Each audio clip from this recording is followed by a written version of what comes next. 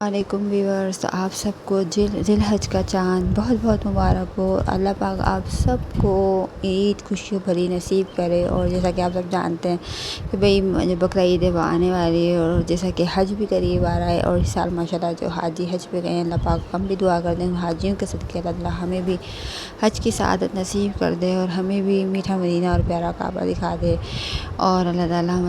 ہمیں اخلاص کے ساتھ حج اور عمرے کرنے کی سعادت نصیب کر دے۔ تو یہ بڑی خوش نصیبی ہے اس رب کی، اس مالک کی، جس نے اپنے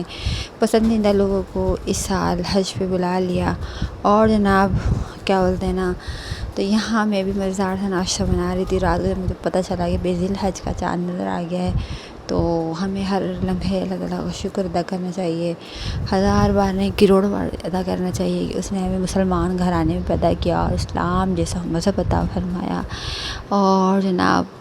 ہم ایک اچھے اور پاکیزہ ماحول میں ہم دین اسلام جیسے اس میں مذہب میں پیدا ہوئے ہیں، تو ہمیں رب کا ہر ٹائم شکر ادا کرنا چاہیے کہ ہم پاک اور حلال چیزیں کھاتے ہیں۔ تو یہ اس رب کی کرم نوازی ہے، ہمارا اس میں کوئی کمال نہیں، واقعی وہ بڑا رحمان ہے، بڑا رحیم ہے۔ یقین کریں مجھے اپنے مذہب کے علاوہ نہ کوئی مذہب اچھا نہیں لگتا، پتہ نہیں کیوں، میں کہتی ہوں واقعی جب میں ایک لمحے کو سوچتی ہوں، میں سوچتی ہوں واقعی ہمارا دین ہے، ہمارا اسلام ہے۔ مجھے رمضان کا مہینہ بڑا اچھا لگتا ہے، مجھے ہر اسلامی مہینہ نا بڑا پیارا لگتا ہے، رجب بھی بڑا پیارا لگتا ہے، شعبان بھی بڑا اچھا لگتا ہے۔ ہر اسلامی مہینے میں نہ کچھ ہوتا ہے، پر نہ ہم ان کا مہینوں کا حق ادا نہیں کر پاتے، تو ہم خوشی ضرور مناتے ہیں، اور اللہ تعالیٰ ہمیں ان مہینوں کی برکتیں لوٹنا نصیب کر دے، کیونکہ یہ بڑے پیارے اور برکتی 10 دن، یہ بھی بڑے برکتوں والے ہیں، دعائیں قبول ہوتی ہیں۔ سچے دل سے دعا مانگے گا، استغفار پڑھا کریں، درود پاک پڑھا کریں، اور درود پاک پڑھنے سے مشکلیں حل ہو جاتی ہیں، استغفار پڑھنے سے مشکلیں حل ہو جاتی ہیں، ہم کو ہی استقامت نہیں ملتی، اور ہمیں اللہ تعالیٰ استقامت نصیب کر دے۔ اور بھئی میں تو بڑا شکر ادا کرتی ہوں کہ میں مسلمان گھرانے میں پیدا ہوئی ہوں، اسلام جیسا اللہ تعالیٰ نے مجھے مذہب عطا فرمایا، اور اپنے پیارے محبوب علیہ الصلوۃ والسلام کی امت میں پیدا فرمایا ہے۔ تو اللہ تعالیٰ ہمارے دین کو اور ہمارے ایمان پر ہمارا خاتمہ کر دے،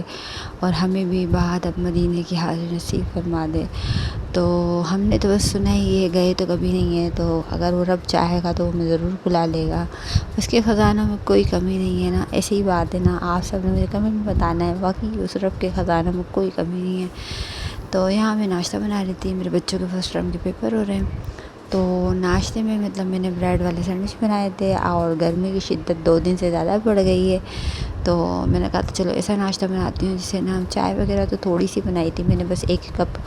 اور باقی میں نے کافی سارا کام، میں نے کچن بھی صاف کر لیا تھا، مجھے باہر کپڑے دھونے تھے، اور باہر ابھی میں یہاں ناشتہ بنا کے ان لوگوں کو دے رہی تھی، اور یہاں میں نے 3 سینڈوچ بنائے تھے کہ اگر میرے ہسبینڈ کھائیں گے تو ٹھیک ہے، ان کا دل کرتا ہے تو کھاتے ہیں، ورنہ پھر نہیں کھاتے۔ ایک سینڈوچ میں نے ان کے لیے بنایا تھا، تو وہ نہیں کھا کر گئے تھے، تو پھر وہ میں نے رکھ دیا اٹھا کے، تو میں نے کہا چلو میں اینڈ پہ ناشتہ کر لوں گی، پہلے مجھے یہ تھا کہ میں ٹیرس پہ سارے کپڑے دھو لوں، تاکہ مجھے گرمی میں